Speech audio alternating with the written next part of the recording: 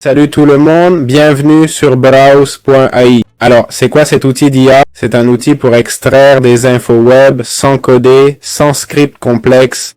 Bon, il nous l'explique ici, non? Sans code, avec IA, 7000 plus intégration, service, évolutivité, extraction web. C'est ce que fait cet outil d'IA, ok? Ici, on a des cas d'usage. Extraction de données pour e-commerce, LLMs, avis, etc. Monétisation, immobilier, investisseurs et autres. On clique sur commencer, ok? On va continuer avec Google. Ici, quelques questions pour savoir qui on est, tout ça. Et voilà, on est dans l'outil, ok? On a les robots, espace de travail, API, paiement. Ok, on a 50 crédits gratuits et les espaces de travail. C'est aussi simple que ça. Très bien. Comment fonctionne Browse.ai pour extraire des données ou surveiller les changements sur les sites? En gros, on va extraire des données, des infos et mettre un lien, disons de YouTube. Non? Voyons quelles infos il extrait. J'ai pris cette vidéo, par exemple. Ok, tu as 375 abonnés, c'est fait par Spatial Notes, etc. Je ne sais pas quelle chaîne c'est, hein? Cette page web nécessite une connexion? Non. Je clique sur démarrer Robot Training. On peut faire une extension Chrome ou utiliser le Robot Studio. Ok? Et là, il va se connecter au serveur et tout. En fait, je pense que YouTube est une page assez générale. Oui, c'est une page web, ne vous méprenez pas, mais pas vraiment. Là, vous avez vu que le détecteur de bots s'est déclenché. Ok? Là, j'ai dit, oh, je me suis fait prendre. La page que j'essaie d'accéder semble avoir une détection de bot. T'inquiète, je change de tactique, hein? Maintenant, le bot enregistre tout ce que je fais, par exemple, un clic, ok? Pour accepter, par exemple, les cookies. Je veux juste voir quel type d'info ça me donne. Regarde, il m'a demandé quel genre d'info je voulais extraire. J'ai cliqué sur Capture du texte, ok? Et quel type d'info veux-tu que j'extrais? Eh bien, juste le texte. Là, je dois choisir ce que je veux qu'il extrait. Par exemple, je veux qu'il extrait le titre.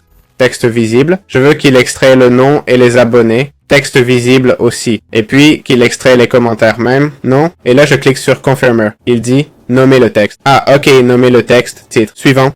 Chaîne. Là, j'aurais dû les mettre séparément. Non? Et ici, commentaire. Ok. Et là, j'ai ça. Et je peux cliquer sur enregistrer. D'accord?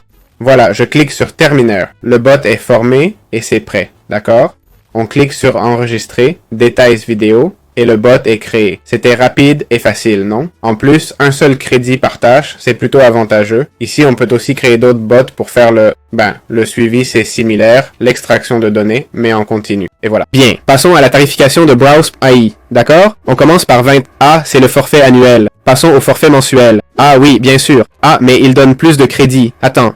Forfait mensuel, ça commence à 50 $. 2000 crédits, soit 2000 exécutions de robots. On peut avoir 10 robots, un utilisateur, support par email et une intégration. 50 $ quand même. C'est beaucoup? C'est peu? C'est pas mal en fait. C'est pas mal, mais combien coûte un dev pour scraper un site, vous croyez, et pouvoir l'exécuter en local? C'est-à-dire, vu comme ça, c'est pas si cher. Ça dépend de l'usage et de la rentabilité qu'on en tire, hein? Ça me semble correct pour 2000 crédits par mois.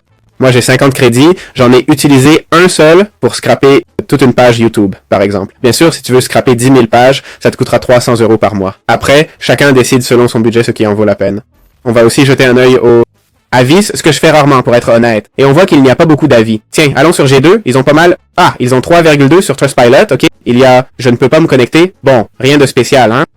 Je ne peux pas annuler mon abonnement. Et le support leur répond, c'est bien. Le support répond à nouveau, bien. Ok, donc ils ont un bon service client.